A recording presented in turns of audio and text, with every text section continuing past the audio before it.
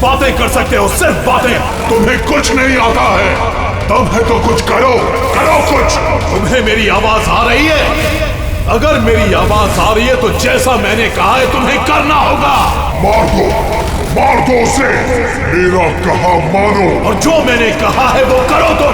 मार दो उसे। योर ऑनर, सारे गवाह और सबूत यही साबित कर रहे हैं कि खून प्रीतिका ने ही किए हैं। नहीं, जज साहब, ये सब झूठ है।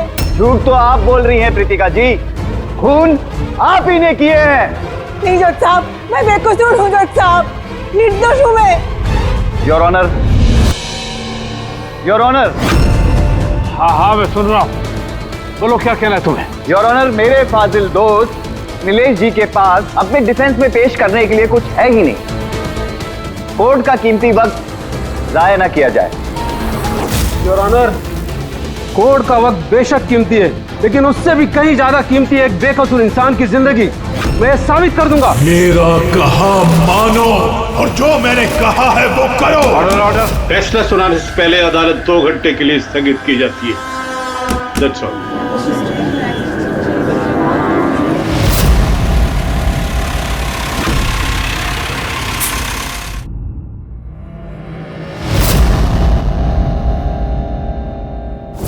श्रीकांत, तुम्हें उसे मारना होगा, तुम कर सकते हो ये।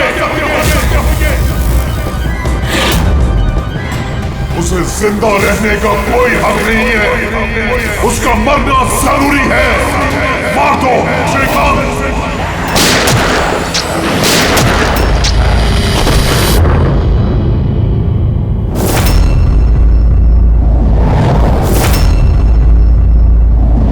सर, इन लोगों का कहना है कि प्रीतिका यहाँ पर थी जब जज श्रीकांत यहाँ पर आए और उन्होंने उस पर गोली चलाई। उसके बाद वो यहाँ पर आकर खुद को गोली मार दी। उस वक्त, मतलब जब ये सब हो रहा था, उस वक्त यहाँ पर जो लोग थे वो कहाँ है? वो लोग कोर्ट रूम में।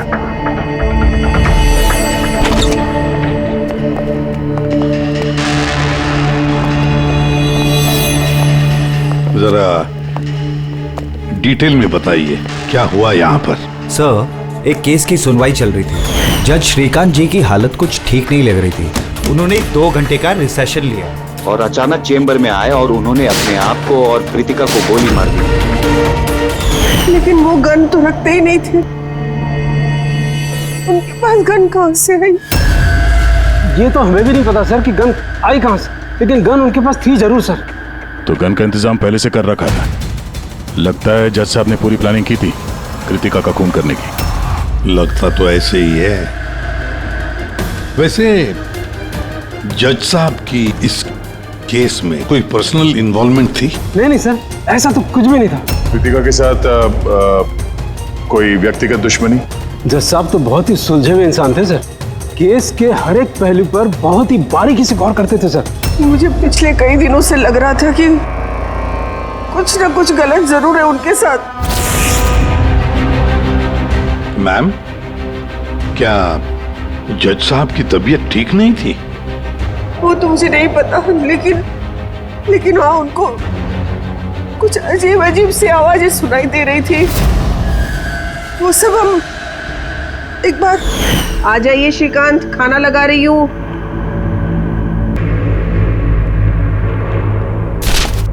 इन पड़ोसियों की जुबान पे लगा भी नहीं, जब देखो अनाप शनाप बकते रहते हैं। अरे क्या हुआ श्रीकांत, इतना क्यों चिढ़ रहे हो? पहले जाके इन पड़ोसियों का मुंह बंद करो, नहीं सुननी मुझे उनकी बकवास। कैसी बातें कर रहे हो श्रीकांत? पड़ोसी थे बेचारे, पिछले 1 महीने से लंदन गए हुए, और उनकी आवाज यहाँ तक कैसे आ सकती है? कुछ भी बात कर रहे हो आप श्रीकांत। कौशल, पता नहीं श्रीकांत को क्या हो गया है, कुछ अजीब सा बिहेव कर रहे हैं। और पता है तुम्हें, उसे पड़ोसियों की आवाज सुनाई दे रही है, जबकि वो घर बंद है, वहां पे कोई नहीं है। किसे बता रही हो सब? किसे बता रही हो? और तुम क्या समझती हो? तुमसे झूठ बोल रहा हूं मैं? पूरा बात ऐसे, नाटक बंद करो। बताओ, तुम लोगों ने इस घर में क्या छुपा रखा है? बताओ मुझे, बताओ। मैं सब जानता हूं, सब जानता हूं मैं। तुम मुझे पागल बनाने की कोशिश कर रही हो ना? हैं? श्रीकांत ये तुम्हें क्या हो गया है? हाँ, अपनी हालत देखो क्या बना के रखी है। और यहाँ पे कोई नहीं है, किसकी आवाज सुनाई दे रही है तुम्हें? सुनाई दे रही है, मुझे उनकी आवाजें सुनाई दे रही। यही है, लेकिन मैं किसी की नहीं सुनूंगा, किसी की नहीं सुनूंगा। कहीं उन्हें कोई दिमागी बीमारी तो नहीं थी? नहीं सर, 15 अप्रैल तक तो ठीक थे, लेकिन हम रेड कैंडी हॉस्पिटल गए थे ना, उसके बाद ये सब कुछ होने लगा था उनके साथ। Red candy hospital? जी सर, इस हॉस्पिटल में चल के पता करते हैं कैसा क्या हुआ था वहां पे कि ये जज साहब अचानक ऐसा बर्ताव करने लगे। सर, इस केस में आखिर बचा ही क्या है? जिस आदमी ने खून किया उसी ने अपने आप को मार लिया। वही तो पता लगाना है ना फ्रेडी, वही तो पता लगाना है कि एक जज ने अपने सामने वाले आरोपी को गोली क्यों मार दी, खून क्यों किया, और तो और उसके बाद में अपने आप पर भी गोली चलाई। क्यों?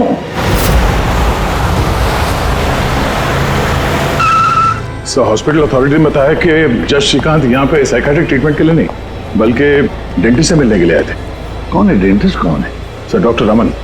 हेलो सर, बताइए मैं आपकी क्या मदद कर सकता हूँ? फिलहाल तो आप डॉक्टर रमन को बुलाइए और उनके असिस्टेंट को भी। डॉक्टर रमन, 15 अप्रैल को जज श्रीकांत आपसे मिलने आए थे ना यहाँ? जी हाँ सर, लेकिन सर उनकी मौत से मेरा क्या लेना देना? मुझसे सवाल क्यों? देखिए, हम बस ये जानना चाहते हैं, जब वो आपसे मिले थे तो वो दिमागी तौर से बीमार लग रहे थे? नो सर, मुझे तो ऐसा कुछ नहीं लगा। सर, उनको दिमाग की कोई बीमारी नहीं है और 9 साल से डॉक्टर रमन के पेशेंट है वो। 9 साल से? मतलब आप लोग उसके बारे में बहुत कुछ जानते होंगे। बहुत कुछ नहीं सर, सब कुछ। कुछ और क्या जानते हैं, जरा बता सकते हैं? सर, अभी बताने के लिए तो सिर्फ इतना ही है कि वो बहुत शॉर्ट टेम्पर्ड थे, बहुत जल्दी उन्हें गुस्सा आ जाता था, but he was not delusional. अगर उन्हें कोई दिमागी बीमारी नहीं थी तो फिर उन्हें वो आवाजें क्यों सुनाई दे रही थी? क्या हुआ क्या था उन्हें? पर सर, आप इसमें मेडिकल एक्सप्लेनेशन क्यों ढूंढ रहे हैं? हम लोग इतने मेडिकल एक्सप्लेनेशन क्यों ढूंढ रहे हैं? दया, कोई भी आम इंसान ऐसे ही अचानक से उठकर किसी पर गोली चलाता है, क्या ये नॉर्मल हो सकता है? नहीं, कुछ ना कुछ तो गड़बड़ जरूर है, कुछ तो हुआ है, पर क्या?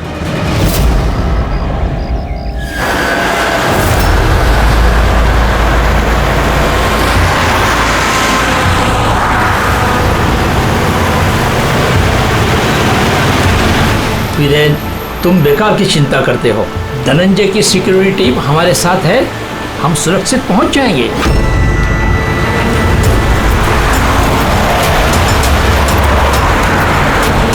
वो बात तो ठीक है, लेकिन आपको धमकियां मिल रही हैं। देखो वीरेन, हमारे कामों में धमकियां मिलती रहती है और ऐसी धमकियों से मुझे डर नहीं लगता है।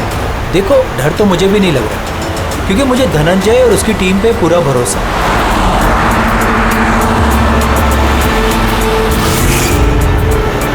सर, हमने हॉल के 500 मीटर तक लोगों के जाने पर रोक लगा दी है और हर जगह सीसीटीवी से निगरानी की जा रही है।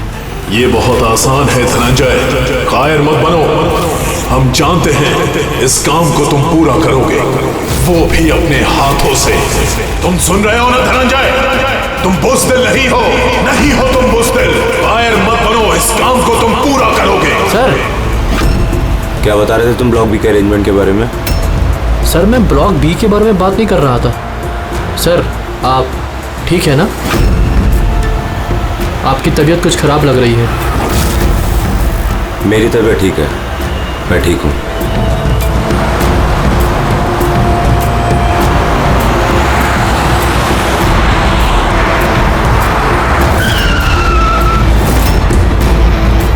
धनंजय, तुम्हें उसे मारना होगा। खत्म कर दो उसे, मार दो धनंजय, मार दो। गाड़ी रोको।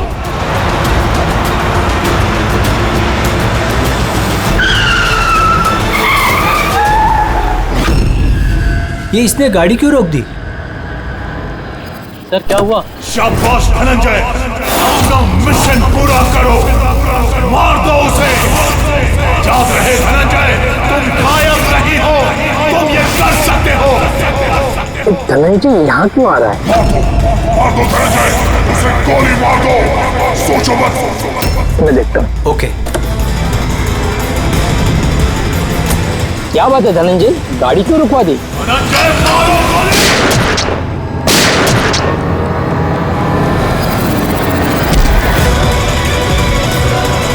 ओह माय गॉड!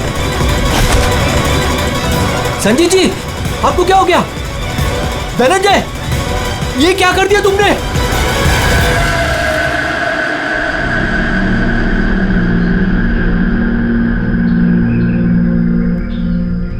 नेताजी के सिक्योरिटी का इंचार्ज वही था? जी सर, धनंजय जी वही इंचार्ज थे। कमाल है सर, जिसे बॉडीगार्ड रखा है उसी ने मार दिया। नेताजी को मारने की कोई खास वजह? सर ये तो धनंजय जी ही बता पाएंगे। इसे एक बात बता, गोली अंदर मारी या बाहर से? सर बाहर से मारी, कार के। धनंजय, धनंजय, सदमे में लगता है सर। तुम लोग क्या कर रहे थे? सर नेताजी की चिल्ड्रन फाउंडेशन की मीटिंग थी, वहाँ जा रहे थे। हमारी गाड़ी आगे थी और नेताजी की कार पीछे, और मैं धनंजय जी से नेताजी की सिक्योरिटी के बारे में बात कर रहा था, पर ये मेरी बातों में ध्यान नहीं दे रहे थे और कुछ खोए खोए से लग रहे थे सर। इनके चेहरे में एक अजीब सी बेचैनी थी। मैंने उनसे पूछा कि क्या हुआ, तो कुछ बहकी सी बातें करने लगे। सर जब श्रीकांत के साथ भी तो ऐसे ही हुआ था। कहीं ये दोनों केस एक जैसे तो नहीं है? और कोई साथ में था नेताजी के? वीरेंद्र जी सर। वीरेंद्र जी? जी सर। आप नेताजी के साथ थे ना? हाँ सर, मैं ही था। नेताजी ने आपको कुछ बताया इस धनंजय के बारे में? सर नेताजी हमेशा धनंजय की तारीफ किया करते थे, उनकी जान को खतरा था। अभी कुछ दिन पहले ही धनंजय ने उनकी जान बचाई थी। बड़ी अजीब बात है सर, कुछ दिन पहले जिस आदमी ने नेताजी की जान बचाई, आज उसी ने उनका खून कर दिया। एक गोली मारने के बाद धनंजय ने भागने की कोशिश की? नहीं सर, खुद को गोली मारने की कोशिश की थी सर। बड़ी मुश्किल से सिक्योरिटी वालों ने उन्हें रोका था सर। कमाल है सर, जज श्रीकांत ने खून करने के बाद अपने आप को गोली मार दी और इसने भी अपने आप को गोली मारने की कोशिश की। काम करते हैं, धनंजय को ब्यूरो ले चलते हैं, वहीं से उससे पूछताछ करेंगे। और फिर एक बात समझ में नहीं आ रही है दया, खून करने के बाद खूनी अपने आप को गोली मार लेता है, क्यों?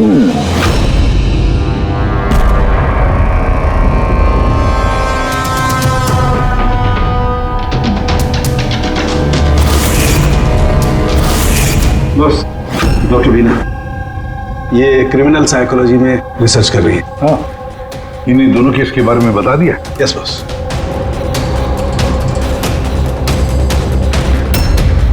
मेरा बेटा कहाँ है? मुझे उससे मिलना है। श्री नेताजी के सिक्योरिटी इंचार्ज धनंजय की माँ। उसे यहाँ क्यों लाए हो?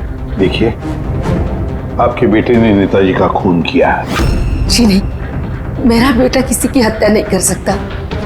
वो तो खुद बीमार है, उसकी दिमागी हालत ठीक नहीं है। क्या बीमारी है आपके बेटे को? पिछले कुछ दिनों से उसे कुछ आवाजें सुनाई देती है।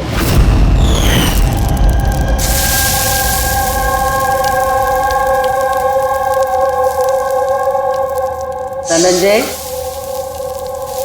क्या बात है बेटा, बड़े परेशान लग रहे हो। ऑफिस में कोई प्रॉब्लम है क्या? कोई टेंशन?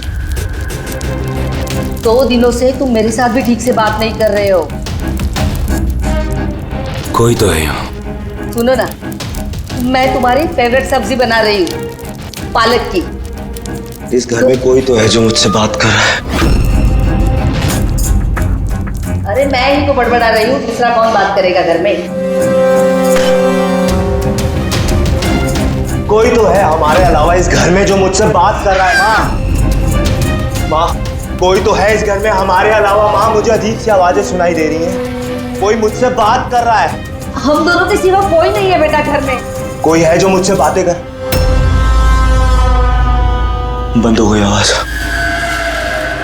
फिर से आ रही है। कोई तो है माँ। कोई नहीं है, कोई नहीं है। अरे कोई तो है माँ यहाँ पर। कोई नहीं है बेटा, तुम यहाँ आ जाओ। लगता है तुम्हारी तबीयत ठीक नहीं है, अभी डॉक्टर के पास जाना चाहिए। लेकिन ऐसा तो स्किज़ोफ्रेनिया में होता है। स्किज़ोफ्रेनिया? हाँ, जैसे कि आप सभी लोग जानते हैं कि स्किज़ोफ्रेनिया एक मानसिक बीमारी होती है। ऐसे में पेशेंट को बहुत सारी आवाजें सुनाई देती हैं, लोग ना होने के बावजूद भी दिखाई देते हैं और पेशेंट अपने आप को मारने की कोशिश भी करता है। क्या आप मुझे बताएंगे कि इन दोनों पेशेंट की उम्र क्या थी? श्रीकांत जी की उम्र 50 साल और धनंजय 42 साल का। लेकिन इस उम्र में स्किज़ोफ्रेनिया नहीं होता। क्या मैं उनसे मिल सकती हूँ? मुझे पेशेंट से बात करनी है। हाँ बिल्कुल पूर्वी।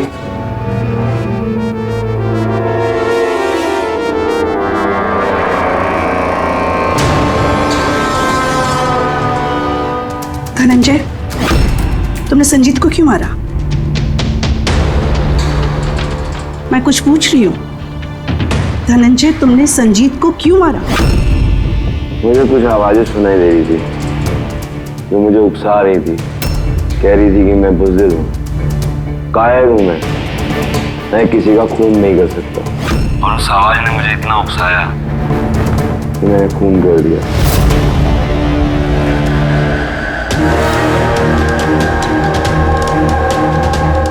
और ये तुम्हारा गाल? ये गाल क्यों सूजा हुआ है? मेरे दांत में इन्फेक्शन है। जज श्रीकांत, उनके दांत में भी इन्फेक्शन था सर? मेरे बेटे के भी दांत के इलाज के बाद ही उसकी तबीयत खराब रहने लगी। क्या? दांतों का इलाज करवाया उसके बाद में तबीयत खराब हो गई? किस डेंटिस्ट के पास इलाज करवा रहा था वो? Doctor Raman, red candy hospital. Red candy hospital गए थे ना, उसके बाद ये सब कुछ होने लगा था उनके साथ। है ना बड़ा अजीब कोइंसिडेंस। धनंजय और श्रीकांत दोनों का भी दांत का प्रॉब्लम, दोनों का डेंटिस्ट भी एक, और ट्रीटमेंट के बाद दोनों की तबीयत भी बिगड़ जाती है। ये कैसा कोइंसिडेंस? गड़बड़ है, बहुत बड़ी गड़बड़ है। इस धनंजय और जज श्रीकांत के दांतों का एक्सरे निकलवाओ, पता तो चले सारा चक्कर है क्या।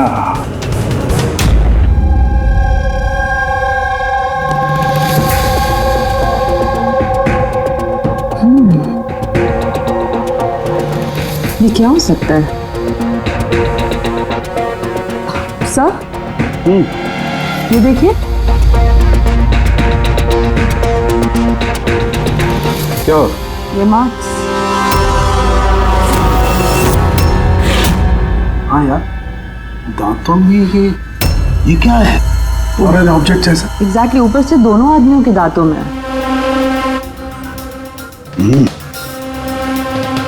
दोनों आदमियों के दांतों में कुछ फॉरेन बॉडी जैसा कुछ। क्या हो सकता? तारिका, एक काम करो, एसीपी साहब को फोन कर दो, उन्हें बोल दो कि केस की जड़ मिल गई है।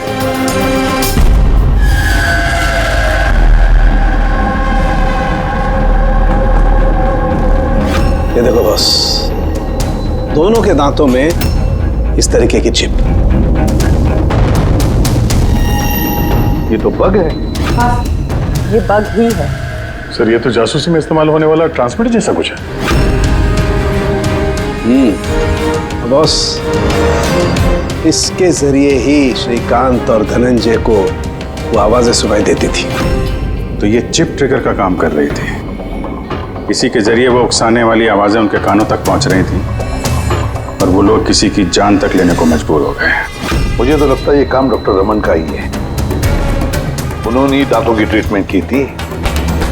पूछताछ करनी पड़ेगी डॉक्टर रमन से, और एक एक्सपर्ट को भी बुलाओ। ट्रांसमीटर के बारे में पूरी जानकारी लेते हैं उससे। डॉक्टर रमन, दांत में ट्रांसमीटर लगाने का काम कब से शुरू कर दिया आपने? ट्रांसमीटर? हाँ, किस ट्रांसमीटर की बात कर रहे हैं आप सर? उसी ट्रांसमीटर की बात कर रहे हैं जो जज श्रीकांत और सिक्योरिटी ऑफिसर धनंजय के दांत में फिट किया गया था। देखिए, मेरा यकीन कीजिए, मैंने कोई ट्रांसमीटर नहीं लगाया है। ये क्या बकवास कर रहे हैं आप? डॉक्टर साहब, दांतों में ट्रांसमीटर क्यों लगवाएंगे? सर, आप हमारे हॉस्पिटल को बर्बाद करने पे तुले हैं। डॉक्टर रमन हमारे हॉस्पिटल के जिम्मेदार डॉक्टर हैं सर। ये इस तरह का काम हरगिज नहीं कर सकते। और इस तरह का काम यहाँ पे हुआ तो है।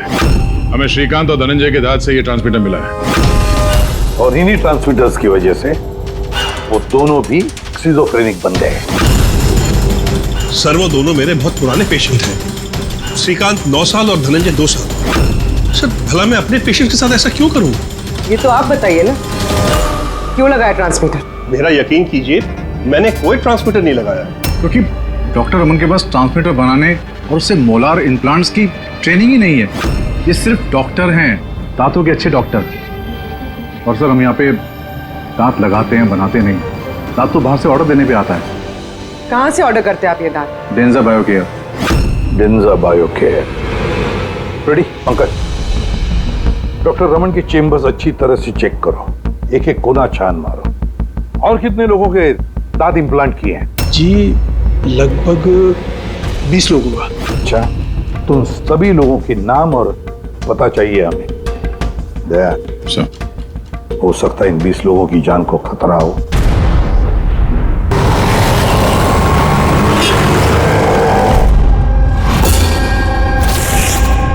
कुछ समझ में आ रहा है? हाँ सर, कुछ समझ में आ रहा है। यही कि ये ट्रांसमीटर जितना छोटा है उतना ही पावरफुल है। कितनी रेंज है इसकी? सर इसकी रेंज यही कोई 15 से 20 मीटर है। यानी अगर इस ट्रांसमीटर से किसी को कम्युनिकेट करना है तो उसे 15 से 20 मीटर के दायरे में रहना होगा। इसकी फ्रीक्वेंसी हम लोग ट्रैक कर सकते हैं? बिल्कुल ट्रैक कर सकते हैं, लेकिन उसके लिए हमें पहले ये जानना होगा कि ये ट्रांसमीटर कितने हर्ट्ज पे काम करता है।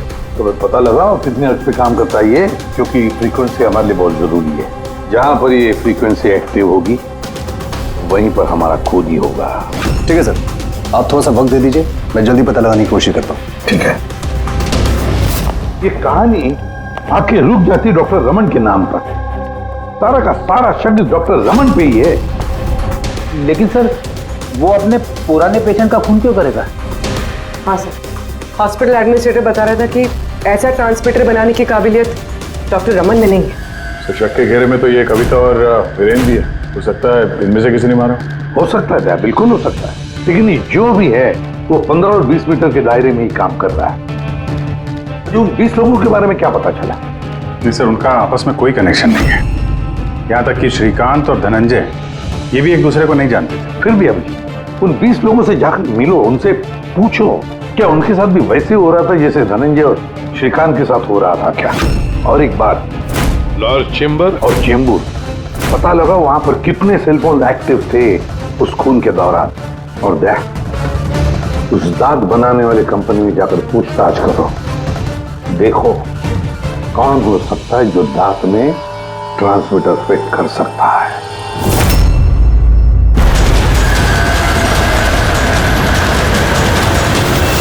विनय आपका ही नाम है? जी हाँ, मेरा ही नाम है। सॉरी मैंने आपको पहचाना नहीं। हम सीआईडी से। सर मुझसे कोई गलती हुई क्या? नहीं, अब गलती नहीं हुई। एक्चुअली एक केस के सिलसिले में हम कुछ पूछताछ करने आए हैं। आपके दांतों में कुछ प्रॉब्लम थी ना? हाँ। ये इलाज कहाँ कराया था आपने? रेड किडी हॉस्पिटल। इलाज के बाद से कुछ तकलीफ हुई है?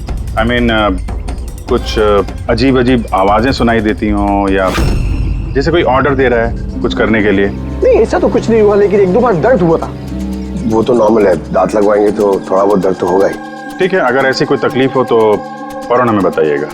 और हाँ, किसी अनजान आदमी के बहकावे में नहीं आना है और किसी के बुलाने पे किसी अनजान जगह नहीं जाना है। ओके जी, ध्यान रखिएगा। जी सर। डॉक्टर रमन बहुत अच्छे हैं। दांत लगाने के बाद से मुझे जरा सी भी तकलीफ नहीं है। आपको कोई आवाजें सुनाई दे रही? क्या मतलब है इसका? नहीं, जिन जिन लोगों को भी डॉक्टर रमन ने दांत लगाए हैं उनमें से कुछ लोगों को अजीब सी आवाजें सुनाई दे रही हैं। नहीं, मेरे साथ तो ऐसा कुछ भी नहीं हुआ है। अच्छा, अगर ऐसा कुछ भी हो आपके साथ तो आप हमें प्लीज इन्फॉर्म करिएगा। या श्योर। आप लोग यहाँ पे दांत बनाते हो या मिनिएचर ट्रांसमीटर? क्या मतलब सर?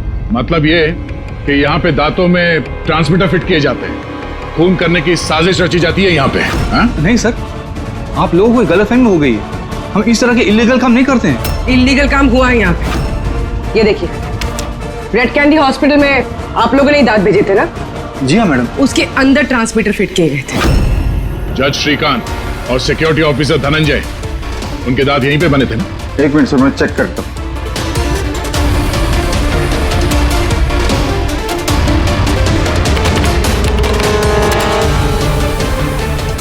हाँ सर, दांत तो यही बने हैं, लेकिन अगर वो हमारी एम्प्लॉय रूपाली होती जिसने ये दांत बनाए हैं तो सच्चाई पता चल जाती। कहाँ है आपकी वो एम्प्लॉय रूपाली? वो तो कल रात गुजर गई। कैसे गुजर गई? उसे अस्थमा अटैक हुआ था, लेकिन हैरानी की बात तो ये है कि उसे कभी अस्थमा था ही नहीं। जी हाँ सर। उसके घर का एड्रेस देना सर। दांत कब लगवाया आपने? सर 2 महीने हो गए। कोई प्रॉब्लम हुई आपको? नहीं, कोई प्रॉब्लम नहीं सर, जब से दांत लगाया सब ठीक है सर। कुछ आवाजें सुनाई दे रही हो अजीब अजीब सी? नहीं सर, पर हुआ क्या सर? देखिए, रेड कैंडी हॉस्पिटल में जितने लोगों ने भी ट्रीटमेंट कराया उन्हें कुछ प्रॉब्लम्स हो रही हैं और उनमें से 2 जन की तो मौत भी हो चुकी है। सर मैं मरना नहीं चाहता सर। नहीं, आप घबराइए मत, ऐसा कुछ नहीं है। आपको कभी भी ऐसी कोई प्रॉब्लम हो कि कुछ अजीब अजीब सी आवाजें सुनाई दे रही हो, या फिर कोई ऐसा आदमी दिख रहा हो जो है नहीं, मतलब दूसरे बोल रहे हैं कि किससे बात कर रहे हो, तो अगर ऐसा कभी हो तो फौरन हमें कांटेक्ट करिएगा। और कितने लोग बचे पंकज? सर चेक करने के लिए और 5 लोग बचे हैं सर। 5 को भी जल्दी से जल्दी चेक करना होगा। क्या पता उस हत्यारे का अगला निशाना इन्हीं में से कोई हो। हाँ सर।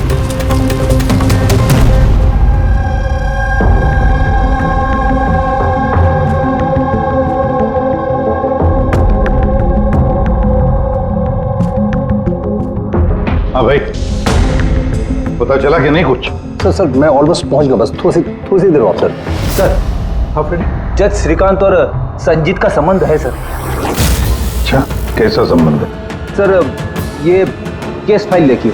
2009 में एक डॉक्टर रिसर्च कर रहे थे, लेकिन उसकी ग्रांट नेताजी संजीत ने कैंसिल कर दी। और इस डॉक्टर का प्रैक्टिस करने का लाइसेंस कैंसिल किया नेताजी संजीत ने, और उसे सजा सुनवाई जज श्रीकांत ने। नाम है डॉक्टर ललित।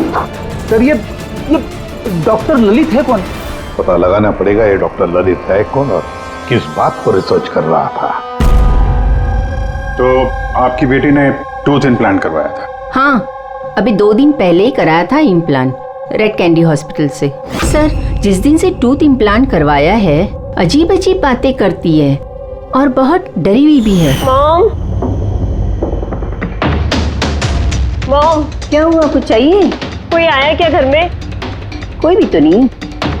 नहीं मॉम, कोई तो है घर में। मैं हूँ, तुम हो, और पापा तो हांगकांग में है, और कोई आएगा तो बेल बजाएगा ना। बेल भी तो नहीं बजी है। पता नहीं मॉम क्या हो रहा है, जब से सोकर उठी हूँ ऐसा लग रहा है कि घर में कोई है और मेरे बारे में अजीब अजीब सी बातें कर रहे हैं मुझसे। समझ में नहीं आ रहा है। मेरी तबीयत तो ठीक है। कोई सपना देखा क्या? नहीं मॉम, कोई सपना नहीं देखा। लगता है मेरे कान बज रहे हैं। मॉम प्लीज एक काम करो, मुझे एक कप चाय दे दो मेरे रूम में, मेरा सर घूम रहा है। तो अभी जिया कहाँ है? उसे मैंने साइकियाट्रिस्ट के पास भेजा है, बैंड्रा। देखिए, आप उस साइकियाट्रिस्ट का एड्रेस दीजिए, हमारा अभी उससे मिलना बहुत जरूरी है। नंबर ले लो। जिया, आज तुम्हें वो काम खत्म करना है। तुम्हें उसे किसी भी हालत में मारना है। जिंदा मत छोड़ना उसे, मार दो उसे। आज उसका अंत होना ही चाहिए।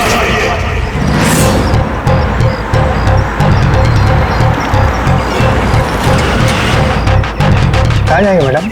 जेके मार्केट। उसे कहो तुम्हें जेके मार्केट जाना है। मैंने कहा मैडम कहाँ जाएंगे?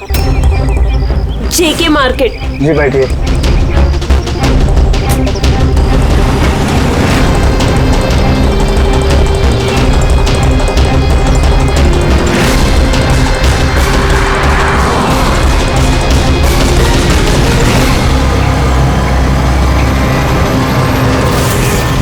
तुम डरपोक हो तुम, कुछ नहीं कर सकती तुम, 1 नंबर की डरपोक हो।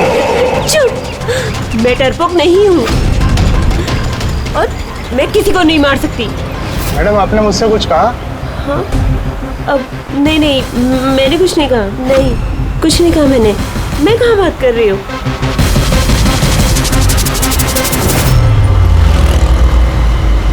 जिया, तुम्हें उसे मारना होगा।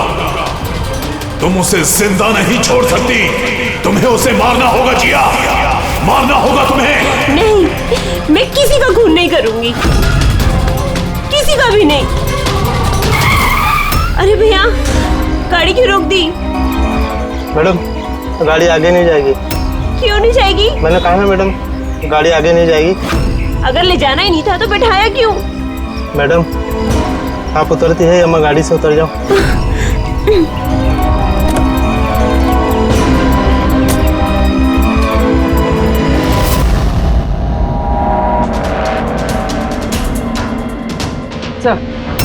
सर, वॉचमैन और पड़ोसी बता रहे थे कि रूपाली यहाँ 3 महीने पहले ही शिफ्ट हुई थी और अकेली रहती।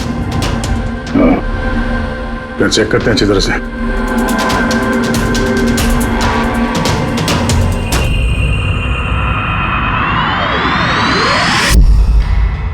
ये क्या है?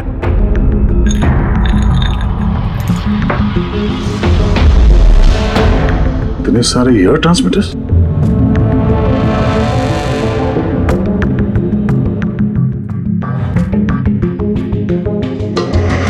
ये डॉक्टर रमन की पेशेंट्स की पूरी डिटेल्स भी है इसमें। ये देखो। सर, ये जिया तो वही है जिसके बारे में अभिजीत सर ने हमें बताया था। सर, ये रूपाली, ये कहीं किसी की कठपुतली तो नहीं थे? हो सकता है। शायद खुनी को पता चल गया होगा कि हम लोग रूपाली तक पहुंच जाएंगे, इसलिए मार दिया उसे।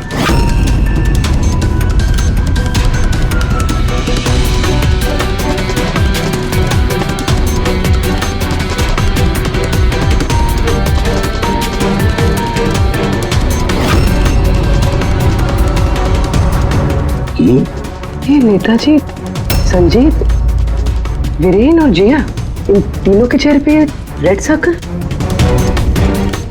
नेताजी के चेहरे पे क्रॉस मारा हुआ। नेताजी तो मारे गए, अब बचे ये वीरेन और ये जिया। मतलब अगला नंबर इनका है।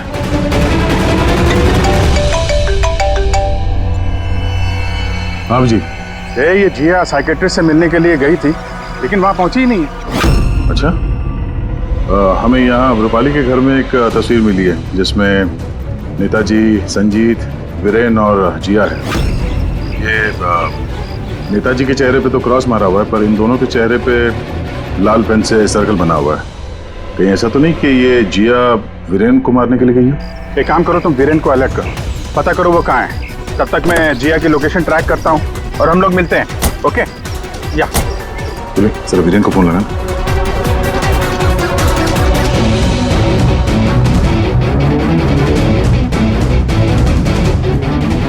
सर, वीरेन का फोन तो बंद है। सर मिल गया। हाँ सर, ये ट्रांसमीटर 1.8 मेगाहर्ट्ज से 2 मेगाहर्ट्ज के बीच में काम करता है। ग्रेट। 1.8 मेगाहर्ट्ज से 2 मेगाहर्ट्ज पर।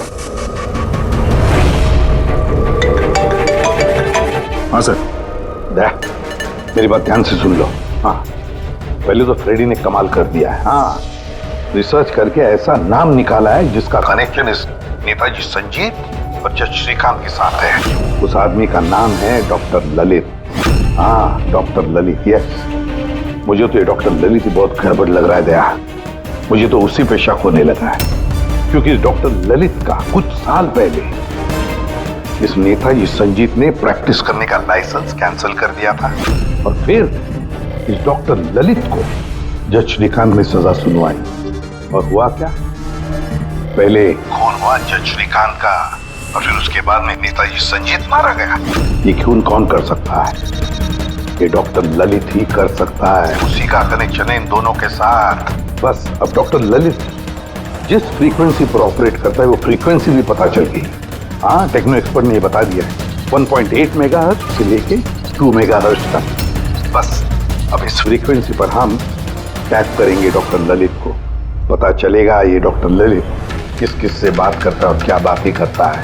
और दया, ये रेडियो फ्रीक्वेंसी 1.8 मेगाहर्ट्ज से 2 मेगाहर्ट्ज हमारे सारे पुलिस स्टेशन और रेडियो लाइन्स को बता दो। अब देखते हैं कब तक भागता है ये डॉक्टर ललित।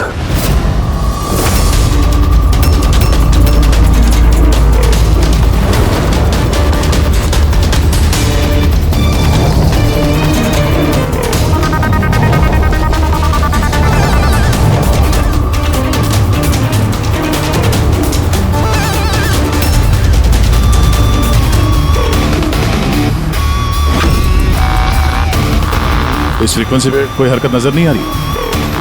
जब भी बोलेगा पकड़ा जाएगा। पूरी मुंबई इस फ्रीक्वेंसी को हर 5 किलोमीटर में ट्रैक कर रही है। अगर जिया वीरेन को मारने निकली है तो वो खूनी 1.8 या 2 पे जरूर आएगा।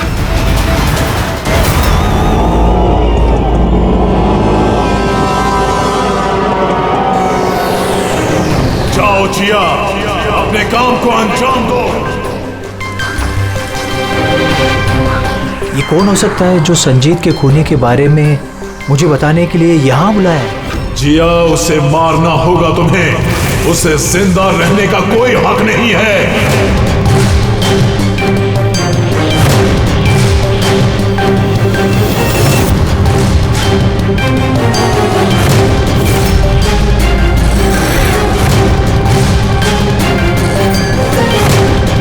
ज्यादा सोचो मत, मार दो जिया, उसे मार दो।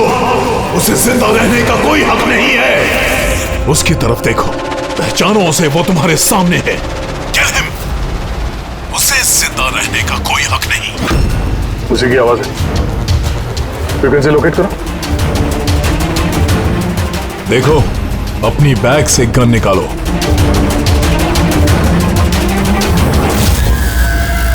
जिया, तुम कायर नहीं हो। Shoot him, shoot him.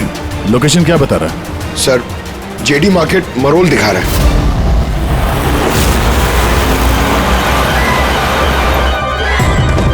Come on जिया, मारो, मारो उसे। सर, ये क्या हो रहा है? ये मुझे क्यों मारना चाहती थी? किसी ने मुझे फोन करके बुलाया कि संजीत की खूनी के बारे में बताने वाली थी। घबराइए नहीं, ये सब एक प्लान था। आप अभी सेफ है, आप जा सकते हैं। Okay sir, thank you. तो खूनी यहीं कहीं होगा। भीड़ में मिक्सअप हो गया है। सिग्नल यहीं है, देखते हैं।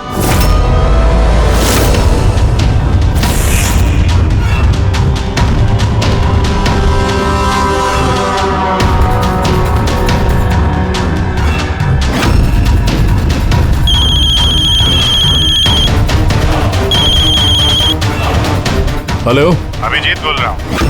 कभी हमसे भी मिल लिया करो। अरे इधर उधर क्या देख रहा है? तेरे पीछे हूँ। डॉक्टर ललित,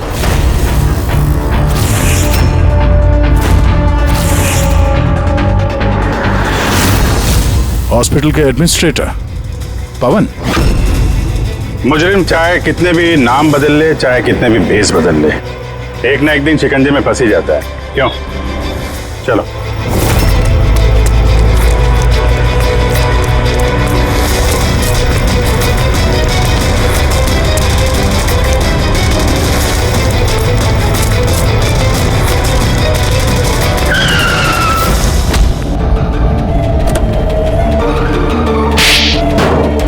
जज श्रीकांत और नेताजी संजीत, इन लोगों का खून क्यों करवाया तुमने? उससे बदला लेना चाहता था। बदला? लोगों ने मेरी जिंदगी बर्बाद कर दी थी। कैसा बदला? मैं एक होनहार डॉक्टर हूं। मैं स्किज़ोफ्रेनिया नाम की बीमारी पर उसके ट्रीटमेंट के लिए एक्सपेरिमेंट कर रहा था, वो भी वर्थलेस लोगों पर। मेरी असिस्टेंट जिया ने एचओडी वीरेन को कंप्लेन कर दी और एचओडी वीरेन ने नेताजी संजीत से मेरी ऑफिशियल कंप्लेन कर दी। और नेताजी संजीत ने तुम्हारा ये एक्सपेरिमेंट रुकवा दिया? हाँ, मेरा प्रोजेक्ट बीच में ही रुक गया। तो फिर जेल किस लिए गए थे तुम? मेरी लापरवाही की वजह से एक आदमी की मौत हो गई थी। जज श्रीकांत ने मुझे बिना कुछ सोचे समझे 10 साल की सजा दे दी। मेरे डॉक्टर होने का रुतबा छीन गया मुझसे। तो इन लोगों को मार के अपना खोया हुआ रुतबा हासिल कर रहे थे तुम। रमन और रूपाली, इन दोनों का क्या इन्वॉल्वमेंट था? जेल से बाहर आने के बाद मैंने अपने दुश्मनों को ट्रैक करना शुरू कर दिया। मैं उनके अंदर एक डिवाइस फिट करना चाहता था जिससे उनको कुछ पता ना लगे। डॉक्टर रमन और रूपाली मेरी इसमें मदद कर रहे थे। उन लोगों ने कैसी मदद की? जब श्रीकांत और जिया को दांतों में प्रॉब्लम थी, वो अपने चेकअप के लिए डॉक्टर रमन के क्लिनिक पे जाते थे। नेताजी संजीत के दांतों में कोई प्रॉब्लम नहीं थी, बल्कि उनके बॉडीगार्ड धनंजय को दांतों में प्रॉब्लम थी। मैंने उसे फ्री डेंटल चेकअप का लालच दिया और डॉक्टर रमन के क्लिनिक पे भेज दिया। डॉक्टर रमन ने उन्हें नया दांत लगाने की सलाह दी और मेरे कहने पे रूपाली ने उनके दांतों में डिवाइस फिट कर दिया। और रूपाली सब करने के लिए मान गई? हाँ। क्योंकि मैं रूपाली से प्यार करता था। हम दोनों ने मिलकर एक डेंटल क्लिनिक खोला था। रूपाली इस काम में मेरी मदद कर रही थी। तो फिर उसका खून क्यों किया तुमने? क्योंकि जब श्रीकांत और नेताजी के मरने से आप उस तक पहुंच जाते और वो मेरा नाम ले देती, इसलिए मैंने उसे हमेशा हमेशा के लिए चुप करा दिया। फिर बदला लेने के लिए क्या कुछ नहीं किया तुमने? इतनी सफाई से खून किए, पर फायदा क्या हुआ? आखिर में पकड़े गए ना? मेरा मिशन किसी को मारना नहीं था सर, मैं बस अपने आप को जीनियस साबित करना चाहता था। मैं चलते फिरते इंसानों को हथियार बना सकता था। अगर यही दिमाग किसी अच्छे काम में लगाते तो आज मुजरिम नहीं बनते और जिंदगी भर जेल की सलाखों के पीछे सड़ते नहीं। दरवाजा खोलो, कोई है बाहर? दरवाजा खोलो। लगता है हमारी आवाज सुनने वाला कोई नहीं है बाहर।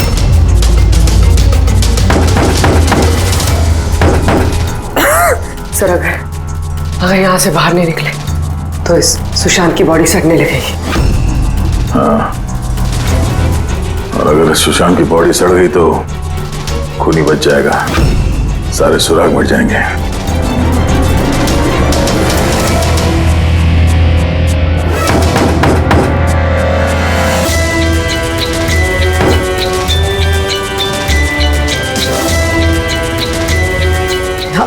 ऑक्सीजन भी बहुत कम है। हाँ बोली, चाहे कुछ भी हो जाए हमें दरवाजा खोलना ही पड़ेगा।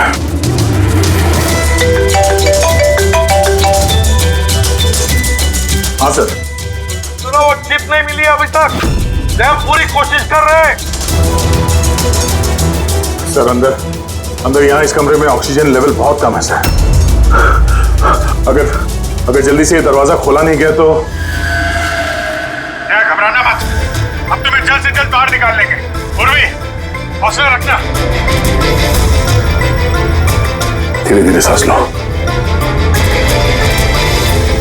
आराम से।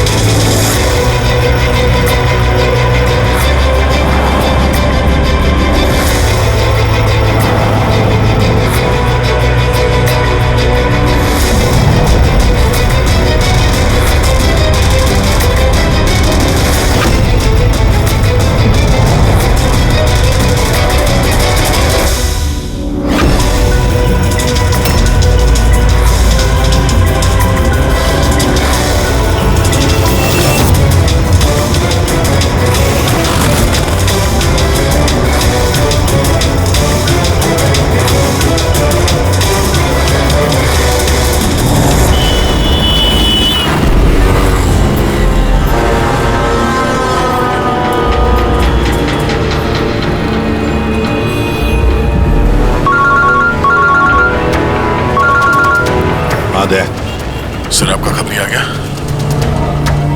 नहीं, इतना टाइम हुआ, इतनी कॉफी पी ली है कि मेरी रात की नींद आराम होने वाली है। मैं अब तक आया ही नहीं और पता नहीं अब आएगा भी या नहीं। देखता हूँ थोड़ी देर और। हाँ, ओके। हाँ,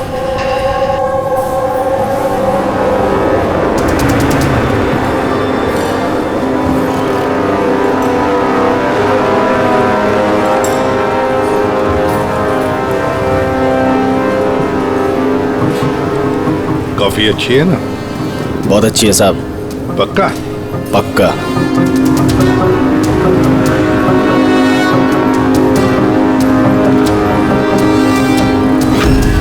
बिल? मैंने बिल दिया साहब। Thank you. सभी चोर लुटेरों ठगों के लिए सुनहरा मौका।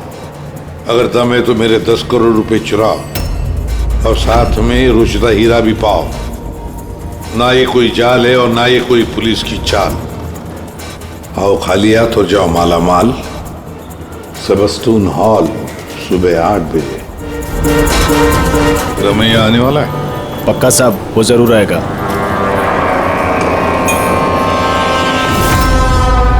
मैं आप सबका बहुत बहुत बहुत स्वागत करता हूं।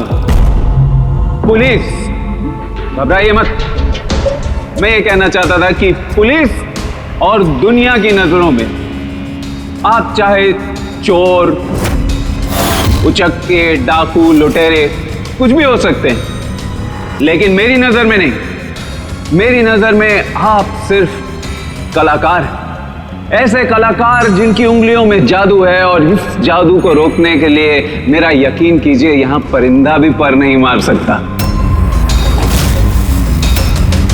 अब मैं आप लोगों को एक बहुत ही राज की बात बताने जा रहा हूं।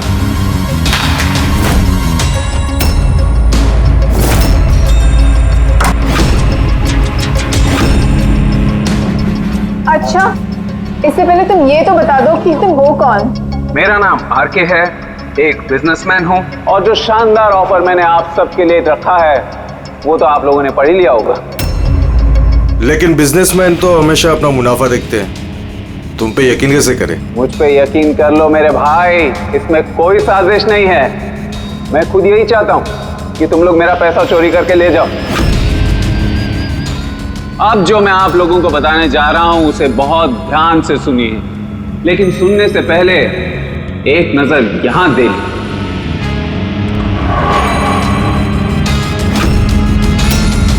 तो क्यों ना इस हीरे का साक्षात्कार किया जाए।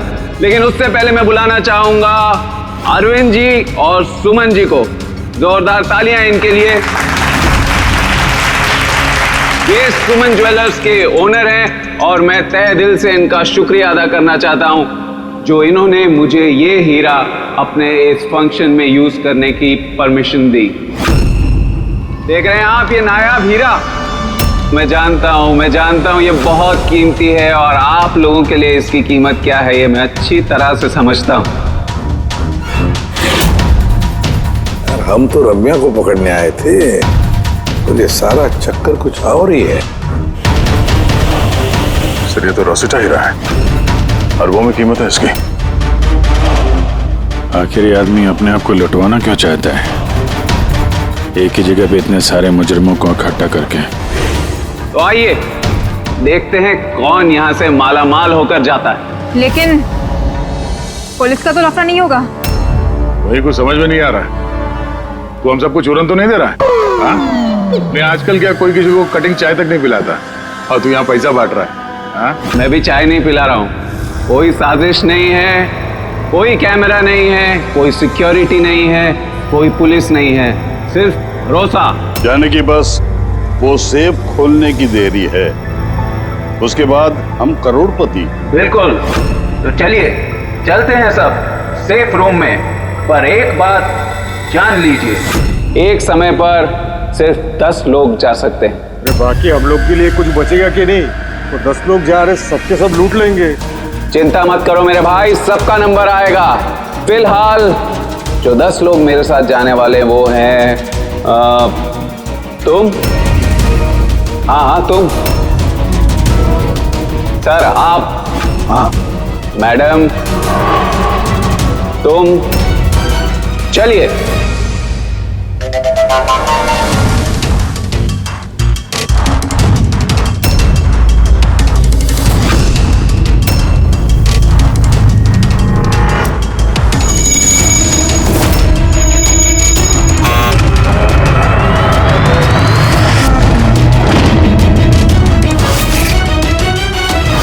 आओ।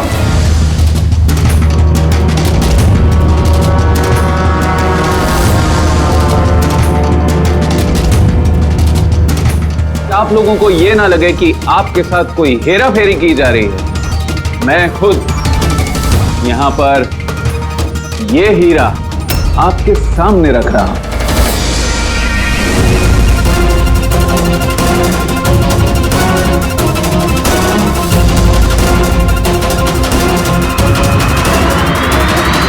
और ये हैं वो 10 करोड़ रुपए जो बेसब्री से आप सबका इंतजार कर रहे हैं। एक और बात मैं आप सबको बता दूं, इस कमरे में ना कोई सीसीटीवी है ना हिडन कैमरा। तो क्या आप लोग तैयार हैं अपनी जिंदगी बदलने के लिए? मेरे को मालूम था अपनी जिंदगी एक दिन यू टर्न मारेगी और मैं खुद का हेलीकॉप्टर में उड़ेगा। लेकिन मेरा हेलीकॉप्टर तुम्हारे हेलीकॉप्टर से पहले उड़ जाएगा। मैं और मेरी टीम अब ये तिजोरी बंद कर देंगे।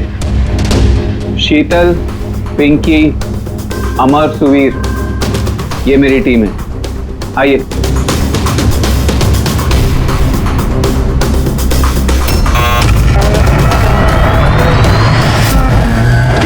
आप लोगों के पास अब अगले 24 घंटे इस काम को अंजाम देने के लिए। अंदर कोई कैमरा नहीं है। ये जो 2 गार्ड्स भी बाहर हैं, ये आपको रोकेंगे टोकेंगे नहीं। ये यहाँ पर सिर्फ इसलिए हैं ताकि आप लोग आपस में ना झगड़ें। मगर तुम ये सब क्यों कर रहे हो? इससे तुम्हें क्या फायदा? Very good question. फायदा, बहुत बड़ा फायदा होगा। मैं इसके जरिए ये साबित करना चाहता हूं कि मैंने इस दुनिया का सबसे सुरक्षित सेफ बनाया। मेरी तरफ से आप सबको ऑल द बेस्ट। अपनी अपनी कला दिखाने के लिए आप लोगों के पास अगले 24 घंटे हैं, लेकिन 12 से 4 तक ये कमरा बंद रहेगा। बाकी समय आपका।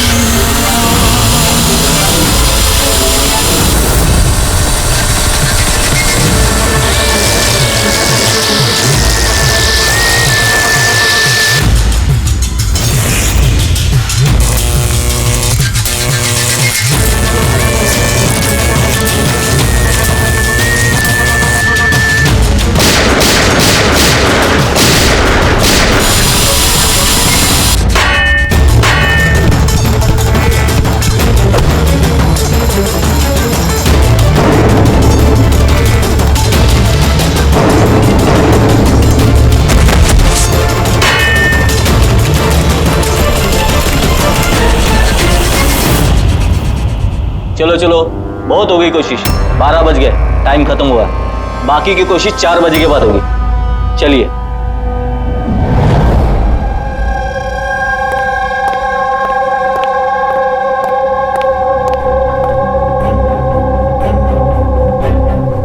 सारे के सारे चोर उचक्के वहां पहुंच गए, मगर वो नहीं पहुंचा जिसका हमें इंतजार था।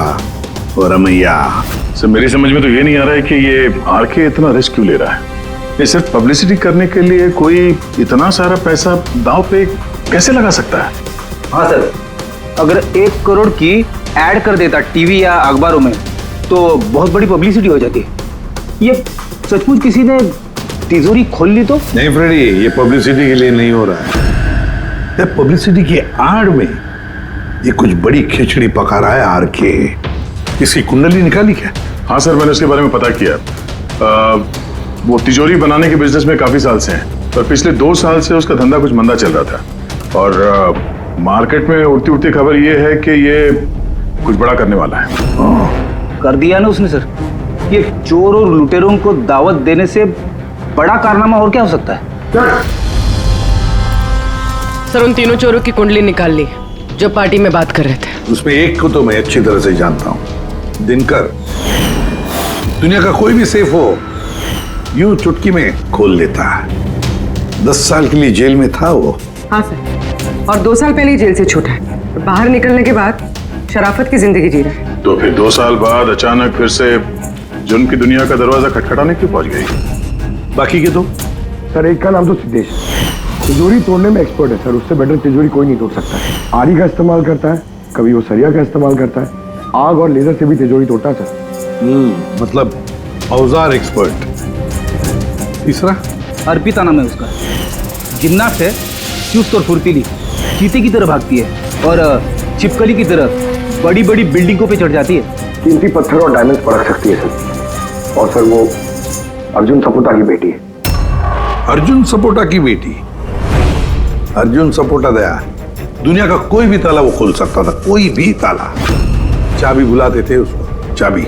हाँ सर भाई, 4 साल पहले उसकी मौत हो गई, मगर मरने से पहले अपना सारा हुनर और अपनी सारी कला अपनी बेटी को विरासत में दे गया। सर, इतने सारे महारथियों को एक साथ एक छत के नीचे बुलाया गया, अब सिर्फ एक तिजोरी खोलने के लिए तो नहीं होगा। ऐसा लगता है कि किसी दूसरे जुर्म की प्लानिंग के लिए ये लोग वहां पे इकट्ठा हुए हैं। हाँ दया, और इस प्लानिंग का सारा राज उस तिजोरी में ही छुपा है। ये तिजोरी हमें खोलनी पड़ेगी।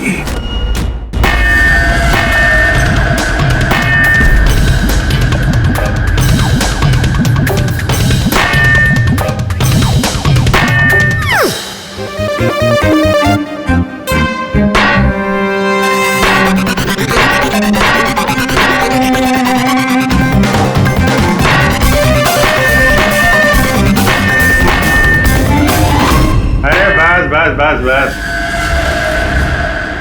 ये मेहनत का नहीं सुफीने का काम है। अभी मैं ट्राई करूं? ठीक है, आइए।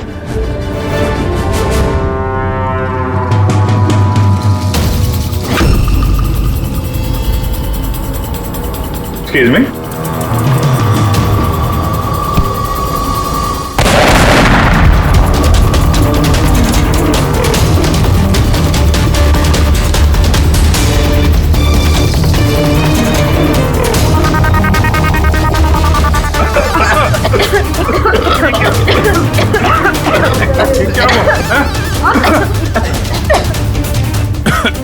ये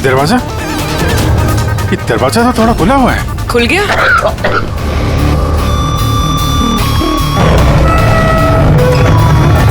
ओह नो, हीरा? ओह माय गॉड,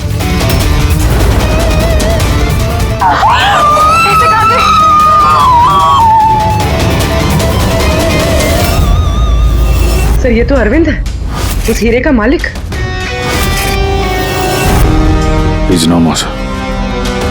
आप हटो यहाँ से, हटो हटो, पुलिस को बुलाना होगा, पुलिस हाथ में गई, हाथ में जरूरत नहीं है। सीआईडी से आप हटिए।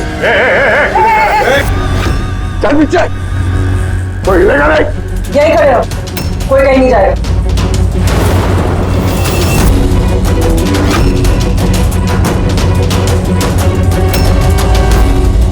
गला दबा के मारा है इसको। गला दबा के मारा है? इस कमरे में तो सारे के सारे मुजरिम भरे हुए हैं, इन्हीं में से किसी ने किया होगा। बॉडी को फोरेंसिक लैब में भेज देते। पता नहीं ये सब कैसे हो गया साहब, हम लोग तो यहीं पे थे। 12 से 4 बजे के बीच भी यहीं पे थे, वॉशरूम वगैरह नहीं गए? सर साथ में नहीं गए, अगर एक गया तो दूसरा यहीं पे होता। इस बीच अंदर कोई भी नहीं आया सर। मैंने सेफ रूम का कमरा अच्छी तरह से चेक किया, अंदर आने का सिर्फ एक ही रास्ता है और कहीं रास्ता है ही नहीं। सर, अगर अंदर आने का एक ही रास्ता है तो ये अरविंद अंदर आया कब और कैसे? बाहर तो ये गार्ड्स थे। वही तो, अरविंद अंदर आया तो आया, लेकिन मारा भी तो गया, और जिसने भी मारा उसे वो भी तो अंदर आया कब और आया कैसे? यहाँ पर ये जितने भी लोग जमा हुए हैं ना, ये चोर लुटेरे, इन सब एक एक की कुंडली उतार लेते हैं, फिर देखते हैं खूनी कौन है इनमें से। ऐसे नहीं हो सकता, अभी मुझे छोड़ के नहीं जा सकते। एक मिनट मैडम प्लीज, यहाँ पे इन्वेस्टिगेशन चल रहा है, प्लीज। आप लोग कौन? सीआईडी। सीआईडी? सर मेरे सारे पैसे चोरी हो गए, हीरा चोरी हो गया।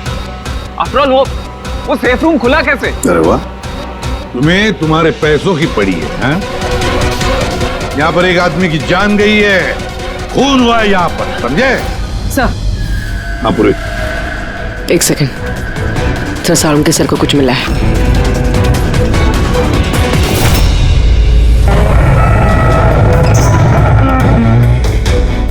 बॉस, ये तिजोरी बारूद के धमाके से नहीं खोली है, इसका ताला और बाकी के मैकेनिज्म अभी भी सही सलामत है। तो धमाका नकली था। नकली कैसे? इतनी तेज आवाज आई थी, हम लोगों ने धुआं देखा था। ये सब क्या? वो सारा का सारा एक ड्रामा। थोड़ा सा बारूद इकट्ठा करके धमाका किया गया और बाकी चीजों के लिए पायरोटेक्निक का इस्तेमाल किया गया, जैसा फिल्मों में स्पेशल इफेक्ट के लिए किया जाता है। अगर ये धमाका नकली था तो ये सेफ खुला कैसे? शायद ये सेफ पहले से ही खुला होगा। इम्पॉसिबल।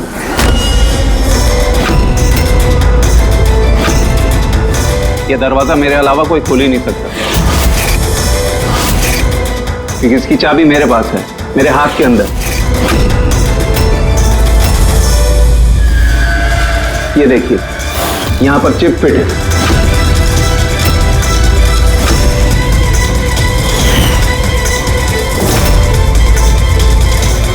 हाँ सर, सेफ रूम की चाबी RFID चिप में है, जो सिर्फ आरके सर के हाथ में लगी चिप की फ्रीक्वेंसी मैच होने पर ही खुलेगी। अगर ये सेफ तुमने नहीं खोला, फिर किसने खोला? रात के 12 और 4 बजे के बीच में कहाँ थे तुम? सर, हम लोग होटल सीमा में थे, इसी की सक्सेस पार्टी के लिए। तो होटल सीमा में CCTV कैमरे तो लगे ही होंगे? डेफिनेटली सर, होना ही चाहिए। एक मिनट सर, मैं आपको बता सकता हूं कि ये पैसे किसने चुराए होंगे। अमर, जल्दी मेरे केबिन में आओ। अमर, फुटेज दिखाओ। जी सर। ये देखिए सर, 12 से 4 बजे की सेफ रूम की CCTV फुटेज। सेफ रूम का फुटेज? तुम तो कह रहे थे कि उस कमरे में कोई कैमरा नहीं। सर, अब चोरों को कौन सच बोलता है? और कौन कौन जानता है इस खुफिया कैमरे के बारे में? सर, सिर्फ मैं और मेरे 4 असिस्टेंट्स। गार्ड को भी नहीं पता? जी नहीं सर। तो फास्ट फॉरवर्ड करो। जी सर।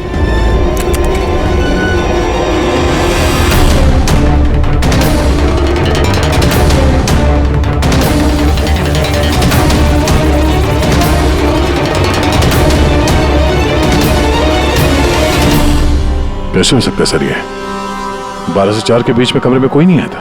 वही तो, नहीं तो अरविंद दिखना चाहिए था। जरूर इस CCTV फुटेज के साथ किसी ने छेड़खानी की है। एक बात समझ में नहीं आ रही, ये अरविंद आधी रात को वहां करने क्या आया था? सर। हाँ बोले, तुम उनका स्टेटमेंट लिया? हाँ सर, उसका कहना है कि अरविंद को आधी रात में किसी का फोन आया था। फोन पे बात करते ही वो गुस्से में आ गया और घर से चला गया। फोन कहाँ से आया था? नंबर चेक किया?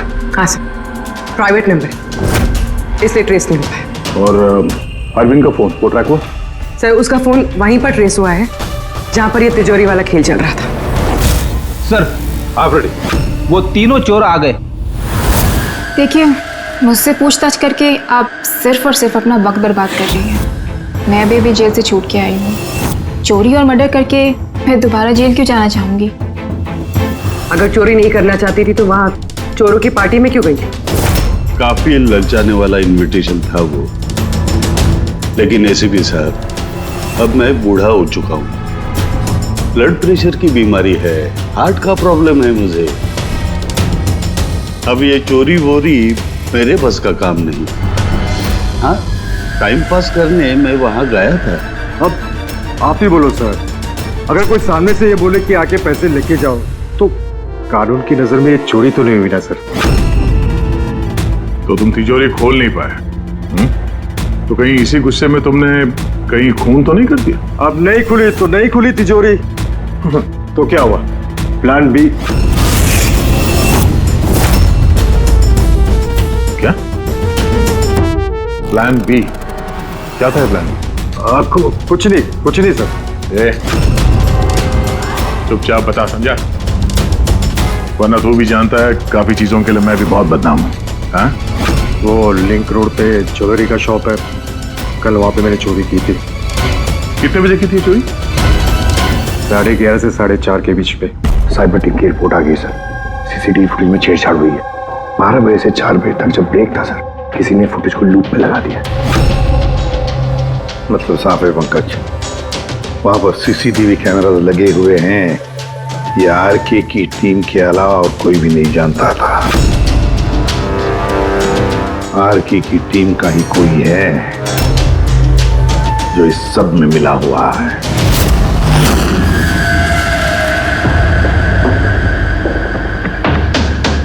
क्या कह रहे हैं आप? मेरी टीम में कोई गद्दार है? ये दूसरा सेफ रूम है ना? जी हाँ, मेरा ही डिजाइन है, उसी का दूसरा मॉडल समझिए। लगभग बहुत सारे फीचर्स भी सिमिलर है। यानी ये भी वैसे ही खुलता है तुम्हारे हाथ के चिप से? या मैं दिखा देता हूँ आपको।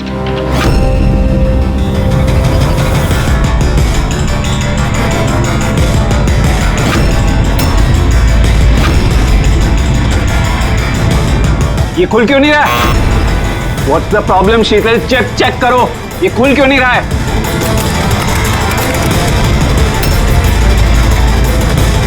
सर पता नहीं क्या हुआ, सेफ रूम खुलना तो चाहिए था। एक मिनट सर, मैं चेक करता हूँ।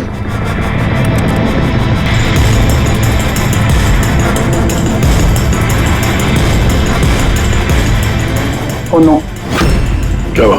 सर किसने लॉक का कोड चेंज कर दिया? कोड? ऐसा कैसे हो सकता है? कौन कर सकता है ये? एक मिनट कोड बदल दिया मतलब? किसी ने सर का कोड चेंज कर दिया है, अब ये सेफ रूम सर के चिप से भी नहीं खुल पाएगा। क्या? तो फिर कैसे खुलेगा ये? आरके, आप कह रहे थे कि ये दोनों सेफ रूम जो आपने बनाए ओरिजिनल है, ये वाली और वो दूसरी वाली भी? जी हाँ। तो फिर हो सकता है तो दूसरी वाली जो सेफ रूम है वो भी शायद इसी चिप से खोली गई हो। यानी उस सेफ रूम को खोलने के लिए मुजरिम को आरके की जरूरत नहीं पड़ी होगी। हाँ, उसी चिप से उसने वो सेफ रूम खोल दिया, पैसे लूट लिए वहां से और अरविंद का खून कर दिया। सर मुझे तो लगता है ये असिस्टेंट लोग ही हैं। सीसीटीवी फुटेज के बारे में सिर्फ इनको पता था। सर हम ऐसा क्यों करेंगे? अगर थोड़ी भी गड़बड़ होती है तो शक तो हम पे ही जाएगा ना। ऐसा क्यों करेंगे ये तो हमें पता करना पड़ेगा। आरके, आपके पास ये चिप को डिटेक्ट करने के लिए कोई डिवाइस है, कोई इक्विपमेंट? जी हाँ, मेरे पास एक रिमोट चिप रीडर है। गुड। दूसरा?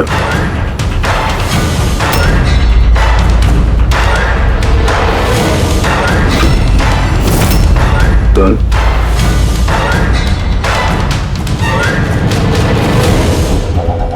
इनके तो किसी के हाथ में भी ये चिप नहीं है। हमारा फोर्थ असिस्टेंट अमर कहाँ है? अमर आया नहीं अभी और आएगा भी नहीं। कहाँ रहता है वो? पिंकी। आइए सर।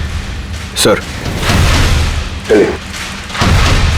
सर एक बात समझ में नहीं आ रही है, अगर ये सब अमर ने किया है तो फिर सिक्योरिटी वालों ने उसे देखा कैसे नहीं? सिक्योरिटी से फिर से पूछताछ करनी पड़ेगी।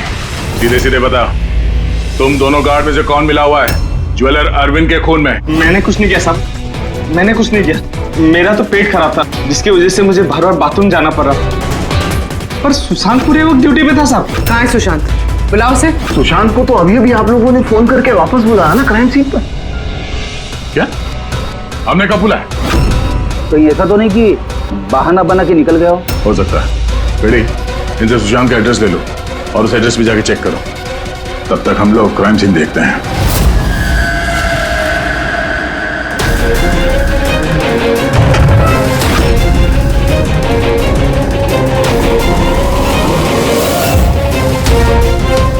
सर क्या हुआ? ओह नो, सुशांत भी मारा गया। पेट पे गोली लगी है, लगता नहीं इसने खूनी को देखा भी होगा। सवाल यह है कि सुशांत सेफ रूम के अंदर क्या करने आया था? तो देखो यहाँ आसपास।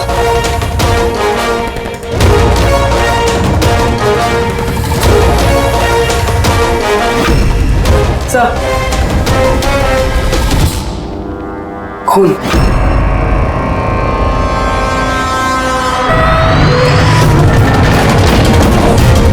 दरवाजा कैसे बंद हो गया? दरवाजा किसने बंद किया? खोलो सर। नहीं सर। आ गया? हाँ सर, वो हम लोग तहकीकात करते समय सेफ रूम के अंदर आ गए तो बाहर से किसी ने दरवाजा बंद किया। हम लोग अंदर फंसे हुए हैं। क्या? तुम दोनों अंदर फंसे हो? हाँ सर, और सुशांत की लाश भी यहाँ सेफ रूम में है। माय गॉड, ये कैसे किया? अच्छा घबराओ मत, कुछ नहीं होगा, हम लोग अभी आते हैं। ओके? हाँ।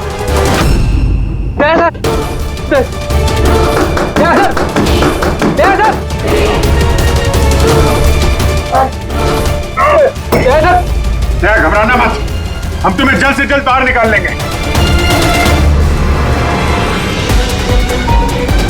पूर्वी, हौसला रखना।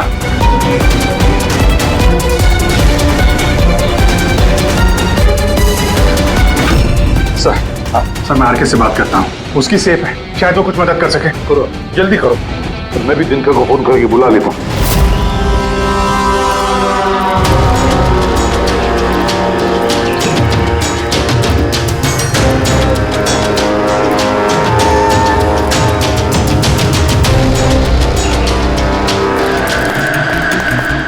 अरे बॉस, दया और पूर्वी कैसे?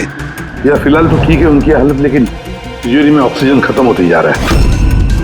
उस तिजोरी के साइज के हिसाब से वहां पे अभी बस 1 घंटे की ऑक्सीजन बची होगी। ओ माय गॉड, इसका मतलब 1 घंटे के अंदर अगर केस सॉल्व नहीं हुआ तो दया सर को नहीं, कुछ नहीं होगा फ्रेडी, दया पूर्वी को कुछ नहीं होगा। क्या सर की एक बात बता, अमर की बॉडी में से कुछ मिला है ना तुझे? हाँ मिला। क्या मिला? तो इसका मतलब ये सारा किया कराया अमर का ही है। अरविंद का खून भी अमर नहीं किया है।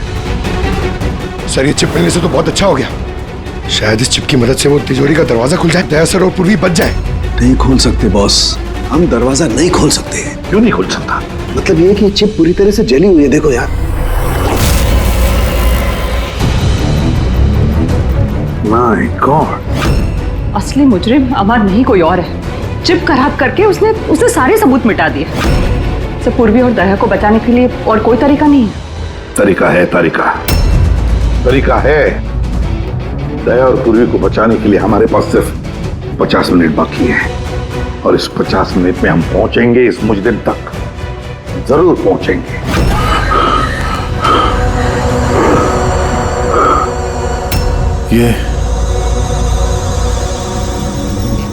ये खून का निशान सिर्फ यहाँ कैसे है? ओ वाह, खून का निशान यहाँ।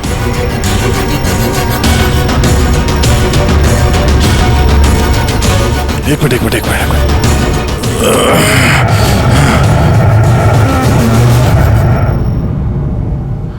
खुफिया दरवाजा, सेफ रूम के अंदर खुफिया दरवाजा। इसका मतलब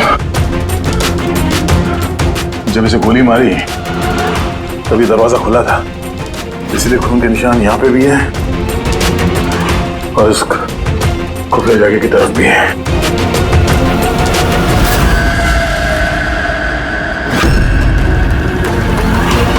इतने सारे पैसे और ये हीरा, मतलब ये खून पैसे के लिए नहीं हुआ। फिलहाल तो ऐसे ही लग रहा है। सर मतलब सुशांत यहाँ खड़ा होगा, इस खाली जगह की तरफ मुंह करके, और खूनी ने उसे पीछे से मार डाला। हाँ पूर्वी, मगर अब सवाल ये है कि ये सेफ रूम का दरवाजा खोल के अंदर करने क्या आया था सुशांत? चोरी का प्लान तो नहीं था इसका? सर अब सांस नहीं ली जा रही। हिम्मत रखो पूर्वी, ये दरवाजा खुलने वाला है। अभिजीत, यहां सेफ रूम के अंदर एक खुफिया कमरा मिला है जिसमें वो हीरा और पैसे रखे गए हैं। सब कुछ अंदर ही है? हाँ, ये देखो। यार ये तो अच्छी खासी जगह है, यहाँ तो कोई भी छिप सकता है। हाँ। अरे यार दया प्लीज, एक काम करो, तुम बैठ जाओ वहां पे, हम लोग बहुत जल्दी ये दरवाजा खोलने वाले हैं। जल्दी करो, सांस लेने में बहुत तकलीफ हो रही है। और पूर्वी कैसी है? उसे भी सांस लेने में दिक्कत हो रही है। यार दिनकर, क्या कर रहा है तू? अब तक खुला क्यों नहीं दरवाजा? मैं कोशिश तो कर रहा हूँ। चल कोशिश करते रहे, जल्दी। सर इसी जगह पे, यहीं पे ये अमर छुप के बैठ गया होगा सर। तो अरविंद अंदर गया तब सुशांत उसे तिजोरी तक लेकर गया और वहां अमर ने उसे मारा।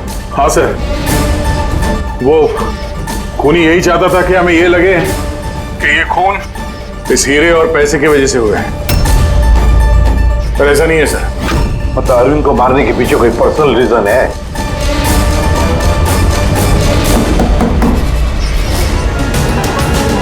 राहुल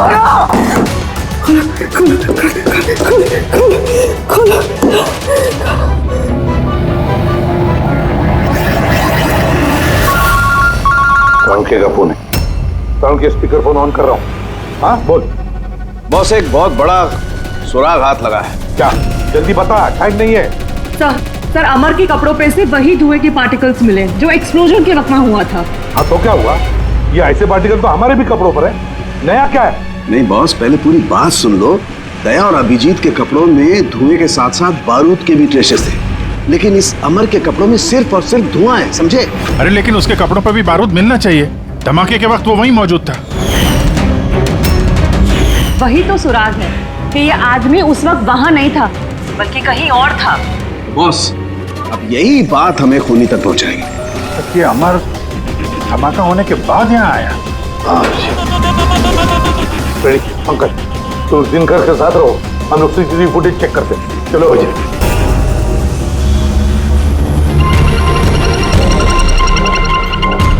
सर ये अमर धमाका होने के बाद सेफ से बाहर निकला है।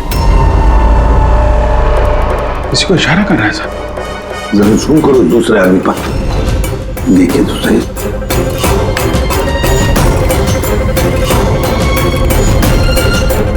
ये है मास्टरमाइंड।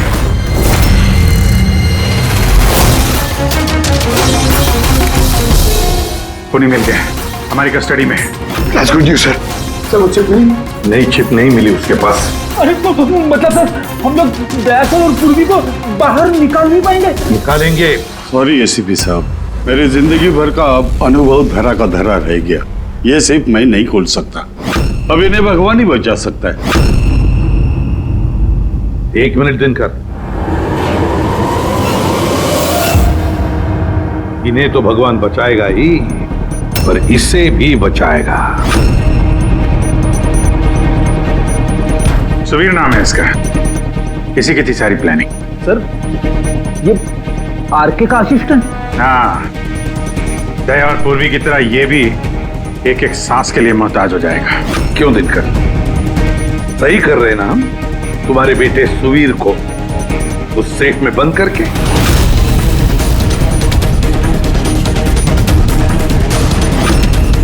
यह गलत है, कानून के खिलाफ है। अच्छा, जब तुम्हारे बेटे की जान पर बनी आई तो वो कानून के खिलाफ, और तुमने जो किया वो कानून के खिलाफ नहीं। सुवीर इनका बेटा? हाँ सुवीर, दिनकर का बेटा सुवीर। मगर तुमने देखा है ना दिनकर की वो मुड़ी हुई उंगली, जब वो ये दरवाजा खोलने की कोशिश कर रहा था। सुवीर की भी उंगली दिनकर की तरह ही मुड़ी हुई है।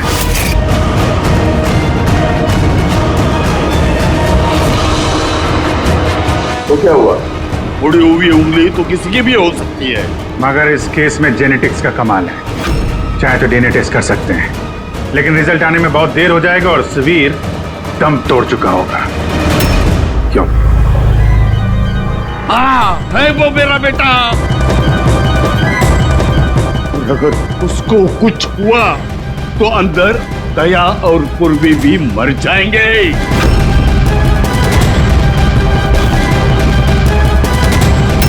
ये है वो असली चिप, लेकिन अब मिलेगी नहीं।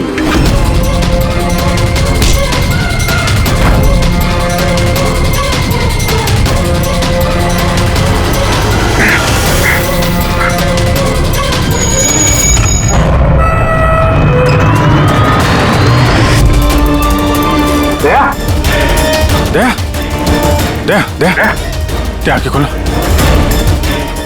दया, एम्बुलेंस। किस बात का बदला लेना चाहते थे तुम, आरके और अरविंद? उनकी वजह से मैं 10 साल जेल में था।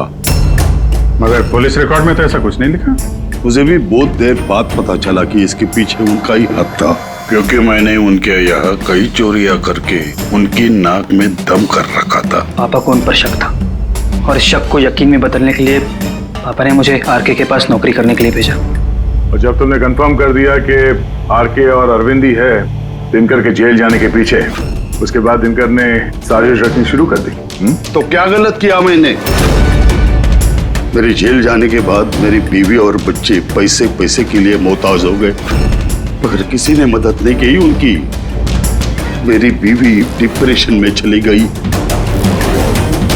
उसने आत्महत्या कर ली। ये सुशांत और अमर भी तुम लोगों के लिए काम कर रहे थे? जी सर, सुशांत को हमने पैसे दिए थे दूसरे गार्ड के खाने में दवाई मिलाने के लिए, जिससे उसका पेट खराब हो गया और हमें अपने जुर्म को अंजाम देने का मौका मिल गया सर।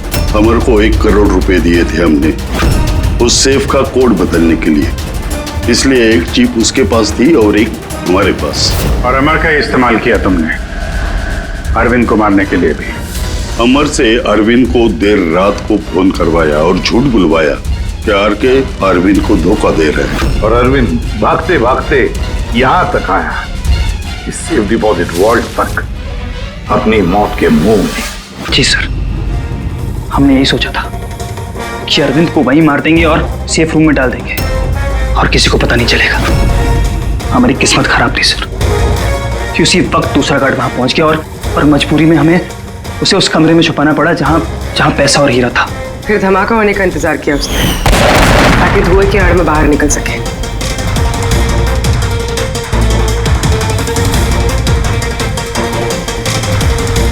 मगर अमर और सुशांत को क्यों मारा? क्योंकि वो दोनों कुछ ज्यादा ही लालची हो गए थे।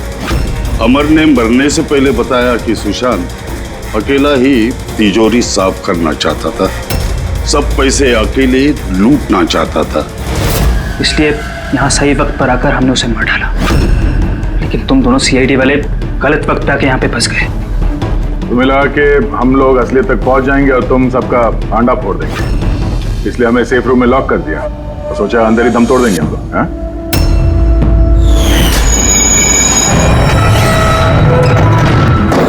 बदले की आग में तुमने 3 लोगों की जानें ले ली। कानून तुम्हें कभी माफ नहीं करेगा, फांसी होगी तुम्हें, फांसी।